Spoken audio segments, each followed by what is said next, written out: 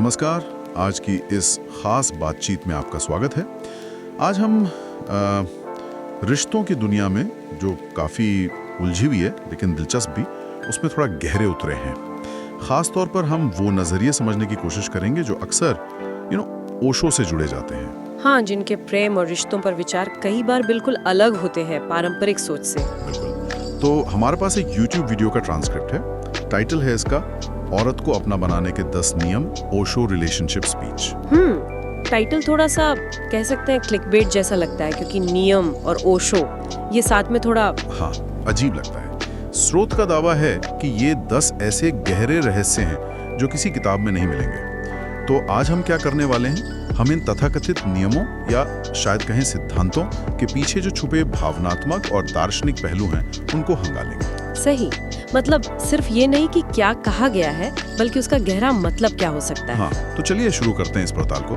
बिल्कुल। और यहाँ सबसे दिलचस्प बात ये है, जैसा स्रोत खुद भी इशारा कर रहा है, कि ये चर्चा किसी को पाने की टेक्निक या तरीकों के बारे में है ही नहीं। अच्छा, तो फिर किस बारे में? ये असल में एक अंदरूनी बदलाव की बात है, एक खास तरह की मनोदशा या होने की अवस्था, मतलब स्टेट ऑफ बीइंग। ओके, होने की अवस्था। हाँ, जैसा स्रोत में ओशो का हवाला दिया गया है, प्रेम कोई करने की चीज नहीं बल्कि होने की घटना है।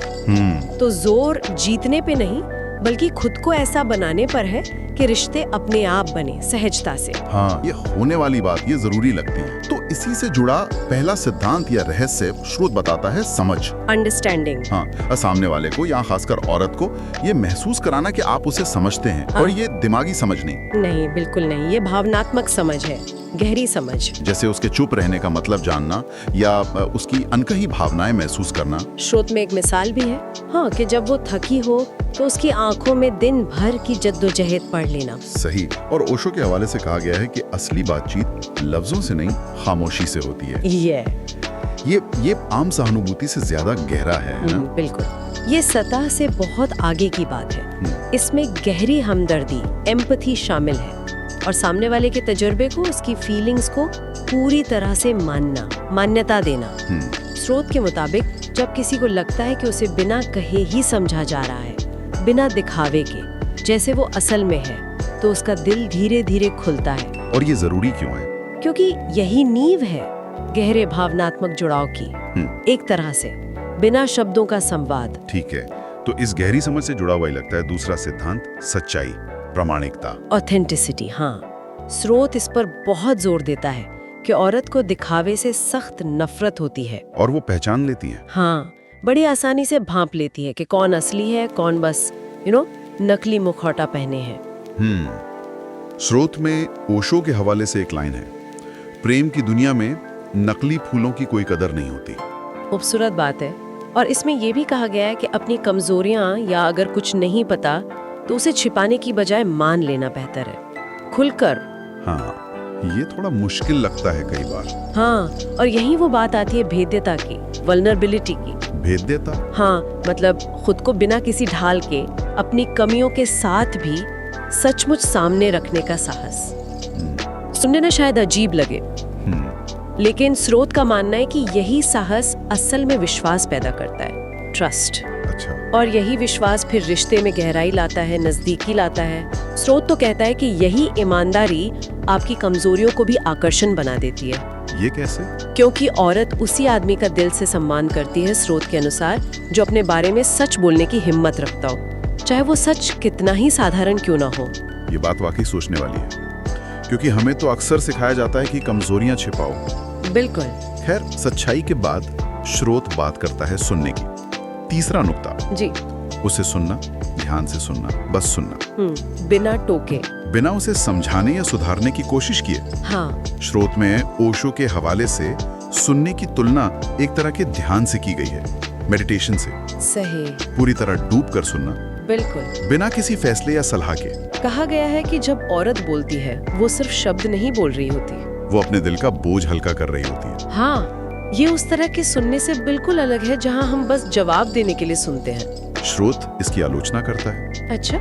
स्रोत का मानना है कि जब कोई आपको पूरी तरह सुनता है, बिना रुकावट, बिना जजमेंट के, तो बोलने वाले को एक अनकही सी राहत मिलती है, कृतज्ञता महसूस होती है। कि हाँ, मुझे सुना गया, समझा गया। एग्जैक्टली इससे उसका भावनात्मक बोझ कम होता है और सुनने वाले के साथ एक गहरा रिश्ता बनता है। श्रोत कहता है सच्चा प्रेमी दूसरे की आवाज में, उसके उतार चढ़ाव में जैसे खो जाता है। हाँ, ये एक एक्टिव क्रिया है, पैसिव नहीं। सुनने की बात तो ठीक है, पर क्या श्रोत यह बताता है कि ये गहरा सुनना कैसे करें, खासकर जब लगे कि अरे मेरे पास तो हल है इसकी समस्या का।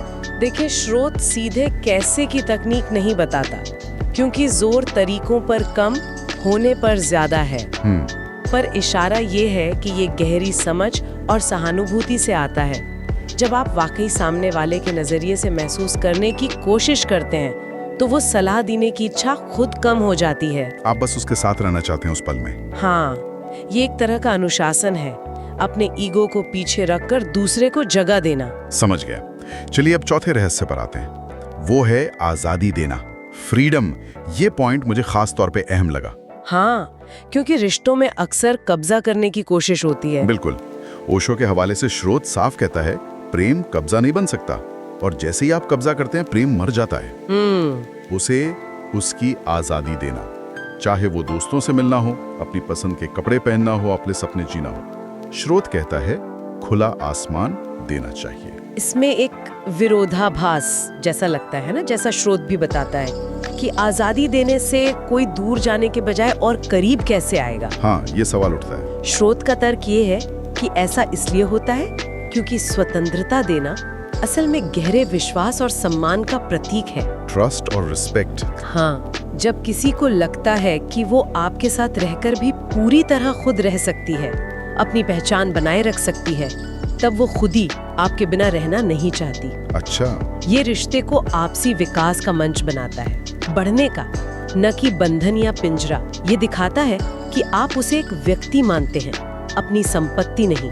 ये आजादी और विश्वास वाली बात ये हमें अगले सिद्धांत तक ले जाती है, धैर्य, पेशेंस। पांचवा रहस्य। हाँ। श्रोत में औरत के दिल की तुलना एक नाजुक कली से की गई है, जिसे आप जबरदस्ती खिला नहीं सकते। सही बात है। जल्दबाजी करने से, रिश्ते को तेजी से आगे बढ़ाने की कोशिश से वो शायद डर जाए या अपने चारों ओर दीवार खड़ी कर ले। ओशो के हवाले से श्रोत में कहा गया है, प्रेम एक बीज की तरह है, उसे पनपने के लिए सही माहौल और अपना वक्त चाहिए। और ये धैर्य, ये सिर्फ चुपचाप इंतजार करना नहीं है। तो फिर क्या है? श्रोत इसे जिस तरह समझाता है, ये असल में इस बात पर विश्वास दिखाना है कि रिश्ता स्वाभाविक रूप से अपनी गति से विकसित होगा। जल्दबाजी के उलट, जिसे श्रोत कहता है बीज को कुचल देना। हाँ, धैर्य एक सुरक्षित, भरोसेमंद माहौल बनाता है, जहाँ संबंध बिना दबाव के अपनी लय में गहरा हो सकता है। ये इंतजार एक तरह से परिपक्वता भी दिखाता है। बिल्कुल, और रिश्ते को एक अनकही गहराई और मजबूती देता है। धैर्य के बाद छठा रहस्य है सुरक्षा, सिक्योरिटी। और श्रोत ये साफ करता है कि ये सिर्फ फिजिकल सेफ्टी नहीं है, उससे कहीं ज्यादा इमोशनल सेफ्टी की बात है। भावनात्मक सुरक्षा। हाँ, उसे ये गहरा भरोसा दिलाना कि उसे उसकी गलतियों, उसकी कमियों, उसके अतीत, सबके बावजूद पूरी तरह से स्वीकार किया जाएगा। Unconditional acceptance. ओशो के हवाले से कहा गया है, प्रेम वो पवित्र स्थान है जहाँ कोई बिना डर के, बिना नकाब के खुद को पूरी तरह प्रस्तुत कर सके। ये बहुत शक्तिशाली चीज है, ऐसी गहरी स्वीकृति। कैसे? जब किसी को ये एहसास होता है कि उसे पूरी तरह से जैसा वो है, उसके अच्छे बुरे, अतीत और भविष्य के सपनों के साथ स्वीकार किया जाता है, तो वो भावनात्मक रूप से बहुत सुरक्षित महसूस करती है। स्रोत के अनुसार यही एहसास उसे आपके प्रति दीवानी बना सकता है, क्योंकि ये उसे वो आज़ादी देता है जहां वो बिना डर के पूरी तरह खिल सकती है, खुद को एक्सप्रेस कर सकती है। ये स्वीकृति उसकी ताकत बन जाती है। और आपके रिश्ते की भी। सातवां रहस्य थोड़ा अलग है, छोटी छोटी बातों पर ध्यान देना, अटेंशन टू डिटेल। उसके छोटे छोटे बदलावों पर गौर करना, जैसे कोई नई ड्रेस पहनी हो, हेयर स्टाइल बदला हो, या शायद बिंदी का रंग ही अलग हो। हाँ, ऐसी चीजें। श्रोत कहता है कि जब आप ये चीजें बिना उसके बताए नोटिस करते हैं तो उसे बहुत खास महसूस होता है कि कोई है जो उसे सच में देख रहा है, उस पर ध्यान दे रहा है। हाँ, और ये एहसास स्रोत के मुताबिक उसे अंदर तक पिघला देता है। ओशो के हवाले से है, सच्चा प्रेमी कवि की तरह होता है, जो साधारण छोटी बातों में भी खूबसूरती देख लेता है। बिल्कुल। हाँ, और ये सिर्फ बाहरी चीजों को नोटिस करना नहीं है, जैसा स्रोत बताता है। तो क्या है? ये असल में गहरे ध्यान और सच्ची परवाह का संकेत है, केयर का। ओके। ये दिखाता है कि आपका जुड़ाव सिर्फ ऊपरी नहीं है, या सिर्फ फिजिकल अट्रैक्शन नहीं है, बल्कि उसके पूरे वजूद से है, पूरी हस्ती से है। जब आप उसकी कही अनकही जरूरतों, उसकी पसंद नापसंद पर ध्यान देते हैं, तो उसे लगता है कि उसे बारीकी से देखा जा रहा है, समझा जा रहा है, सराहा जा रहा है। और स्रोत कहता है ये कोई सीखी हुई तकनीक नहीं, ये प्रेम का स्वाभाविक अंग है, अपने आप आता है जब आप गहरे जुड़े होते हैं। 8वां रहस्य शायद आज की भागदौड़ भरी जिंदगी में बहुत जरूरी है, हंसाना। ह्यूमर। हाँ, जिंदगी की सारी गंभीरता और तनाव के बीच उसमें हंसी और खुशी के पल भरने की क्षमता। स्रोत ओशो के हवाले से कहता है, जीवन को बहुत गंभीरता से मत लो, बोझ मत बनाओ, इसे जश्न की तरह जियो। हाँ, अगर आप उसकी मुस्कान की वजह बन सकते हैं, उसके साथ हंसी मजाक कर सकते हैं, तो वो आपके साथ हल्का महसूस करेगी, खुश महसूस करेगी। हाँ, और स्रोत का मानना है कि फिर वो आपके बिना रह नहीं पाएगी। साझा हंसी और हल्के फुल्के पल ये रिश्तों में गोंद का काम करते हैं, वाकई। हाँ, बॉन्डिंग होती है, तनाव कम करते हैं, मुश्किल वक्त में भी साथ निभाने में मदद करते हैं, और सबसे जरूरी, रिश्ते के साथ पॉजिटिव खुशनुमा भावनाएं जोड़ते हैं। स्रोत कहता है, औरत स्वाभाविक रूप से उन लोगों की तरफ खिंचती है जिनके साथ वो खुद को हल्का महसूस कर सके, अपनी परेशानियां भूल सके पल भर के लिए। एक अच्छा सेंस ऑफ ह्यूमर वाला इंसान। हाँ, जो जिंदगी की मुश्किलों को भी थोड़ी सहजता और मजाक से ले सके, वो औरत के लिए चुंबक की तरह होता है, ऐसा स्रोत का मानना है। 9वां रहस्य एक बहुत ही नाजुक संतुलन के बारे में है, बैलेंस। किस चीज के बीच? स्पेस देने और उपस्थिति, यानी साथ होने के एहसास के बीच। Space versus presence. ओके। मतलब उसे अपने सपने पूरे करने, अपने शौक पूरे करने के लिए स्पेस देना, उसे अकेला छोड़ना ताकि वो खुद को महसूस कर सके, लेकिन साथ ही उसे एक गहरा एहसास भी दिलाना कि आप हमेशा उसके साथ हैं, उसका सहारा बनकर। स्रोत में ओशो के हवाले से 2 तरह की दूरियों का जिक्र है। हाँ, एक वो जो दिलों को अलग करती है, हाँ। और दूसरी वो दूरी जो प्यार को और गहरा करती है। गहरा कैसे? क्योंकि वो एक दूसरे को याद करने का, मिस करने का मौका देती है। अच्छा, ये वाकई एक बहुत नाजुक संतुलन है। बिल्कुल, उसे उड़ने के लिए खुला आसमान देना, लेकिन फिर भी उसका वो ठिकाना बने रहना जहाँ वो लौट कर आ सके, जैसा स्रोत सुझाता है। इससे रिश्ते में एक हेल्दी इंटरडिपेंडेंस बनती है। हाँ, बिल्कुल। ना तो पूरी निर्भरता, ना ही पूरी तरह अलगाव। उसे लगता है कि उसकी आजादी का सम्मान है, पर वो अकेली नहीं है। स्रोत कहता है कि जब उसे पता होता है कि वो चाहे जहां उड़े, आप उसका वो सुरक्षित किनारा है जो हमेशा वहीं मिलेगा, तो ये एहसास उसे आपकी गैर मौजूदगी में अधूरा महसूस कराता है और खिंचाव और बढ़ता है। और आखिर में 10वां, शायद सबसे गहरा सिद्धांत, उद्देश्य और उपस्थिति, पर्पस एंड प्रेजेंस।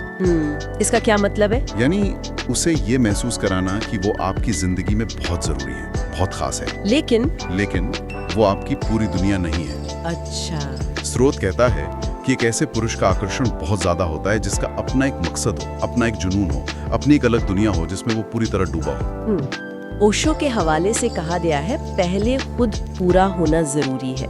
एक टूटा हुआ प्याला किसी दूसरे को पानी नहीं दे सकता। बिल्कुल। ये सिद्धांत इस बात पे जोर देता है कि सच्चा प्रेम किसी जरूरत या कमजोरी से पैदा नहीं होता, बल्कि अपनी पूरी क्षमता और पूर्णता से उपजता है, जैसा स्रोत का दावा है।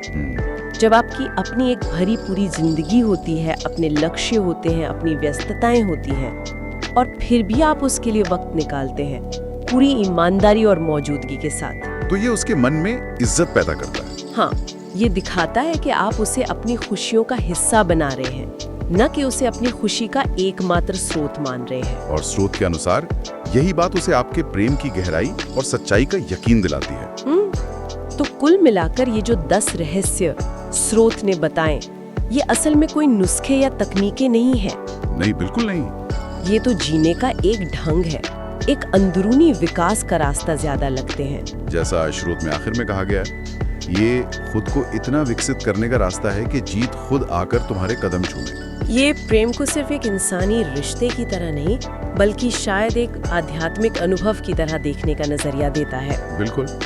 इन सभी 10 सिद्धांतों को जोड़ने वाली कड़ी क्या नजर आती है? मुझे लगता है गहरी सहानुभूति, सामने वाले के लिए इज्जत, दिखावे से परे जाकर असली होना, प्रामाणिकता और भावनात्मक परिपक्वता, इमोशनल मैच्योरिटी। हाँ, ये सतही आकर्षण या सिर्फ बाहरी चीजों से बहुत आगे जाकर गहरे सार्थक संबंध बनाने पर जोर देता है। हाँ, जैसा स्रोत प्रस्तुत करता है, पूरा फोकस कुछ खास करने पर नहीं है, बल्कि एक खास तरह से होने पर है।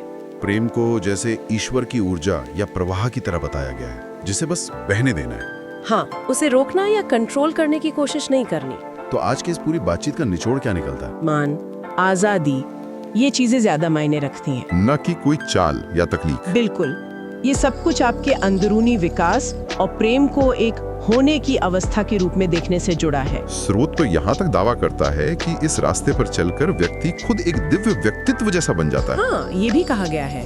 और ये ध्यान देने वाली बात है कि ये स्रोत मुख्य रूप से एक पुरुष के नजरिए से एक स्त्री को समझने पर केंद्रित था। हाँ, टाइटल से ही जाहिर है। तो श्रोता इस पर जरूर सोच सकते हैं, क्या ये सिद्धांत उतने ही प्रभावी ढंग से किसी भी गहरे रिश्ते में, चाहे वो किसी भी लिंग या भूमिका का हो, लागू हो सकते हैं? अच्छा सवाल है। और दूसरा, प्रेम को कुछ करने या पाने की चीज समझने के बजाय उसे एक होने की अवस्था की तरह देखने का विचार, जैसा स्रोत बताता है, यह हमारे जीवन के तमाम रिश्तों के प्रति नजरिए को कैसे बदल सकता है, चाहे वो परिवार हो, दोस्त हो या काम की जगह हो। प्रेम को होना, न कि करना। हाँ, इसी विचार के साथ हम आज की ये गहन पड़ताल यहीं समाप्त करते हैं। उम्मीद है इस चर्चा में कुछ सोचने लायक नुक्ते मिले होंगे। जरूर।